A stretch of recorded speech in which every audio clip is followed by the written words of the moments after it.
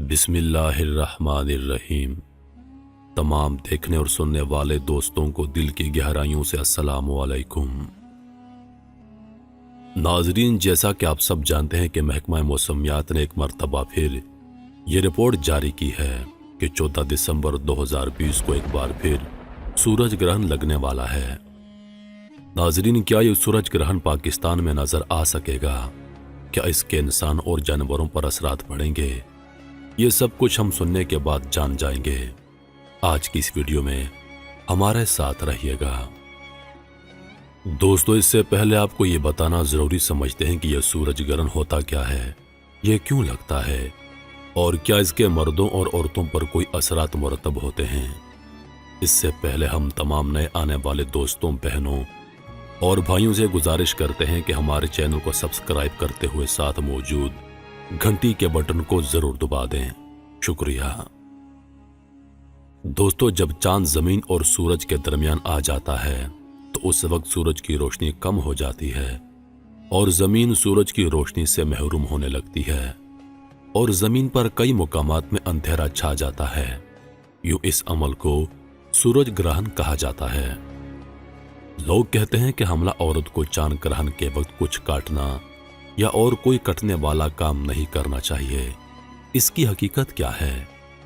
यह बात अक्सर कही जाती है कि हमला औरत को चाहिए कि सूरज ग्रहण या चांद ग्रहण के वक्त लोहे की किसी भी चीज जिसमें कैंची, छुरी वगैरह शामिल हों, उनका इस्तेमाल ना करे, वरना पैदा होने वाला बच्चा माजूर पैदा होगा।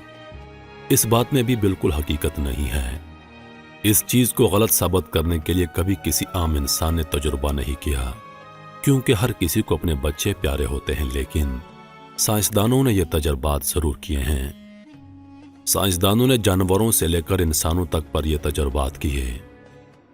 माजूर बच्चे का पैदा होना सिर्फ एक इत्तेफाक या किसी और जनियाती बीमारी का नतीजा हो सकता है, लेकिन एक फल्कियाती अमल का इंसानी जिंदगी से किसी किस्म का कोई ताल्लुक कभी नहीं हो सकता।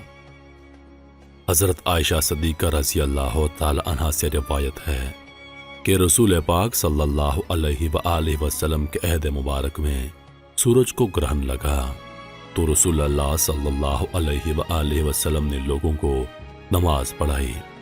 आप खड़े हुए तो लंबा कयाम किया, फिर रुकू किया तो लंबा रुकू किया, फिर खड़े हुए तो लंबा कयाम किया जो पहले कयाम से कम था, फिर रुकू किया तो लंबा किया और पहले रुकू से कम था, फिर सजदा किया तो लंबा सजदा किया, फिर दूसरी रकत में भी उसी तरह किया जैसे पहले रकत में किया था, फिर फारग हुए तो सूरज रोशन हो चुका था और आप सल्लल्लाहु अलैहि वसल्लम ने लोगों को खुतबा दिया तो अल्लाह ताला की हम्दो सना बयान की।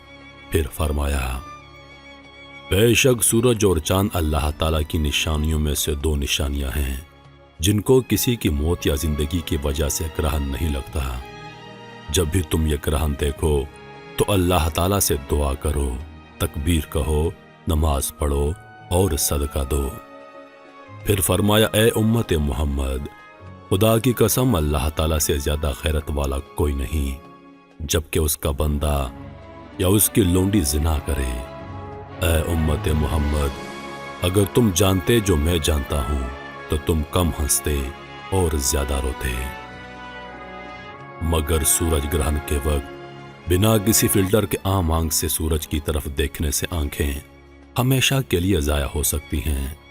लिहाजा सूरज ग्रहण को देखने के लिए फिल्टर का इस्तेमाल बहुत जरूरी है।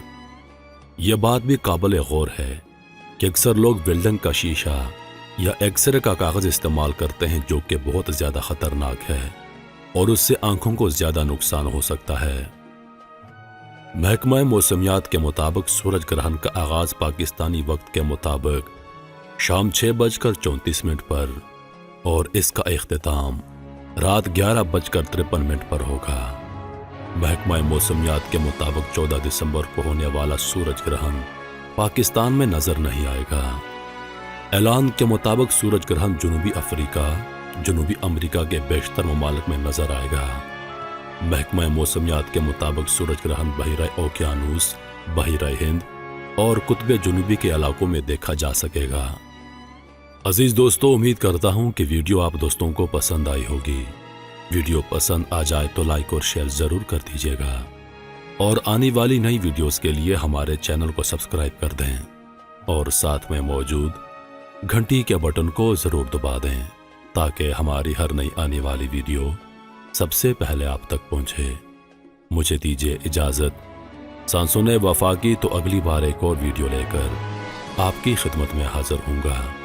तब तक के लिए खुदा हाफिज। अल्लाह पाक आप सबका हाफिजों निगहबान।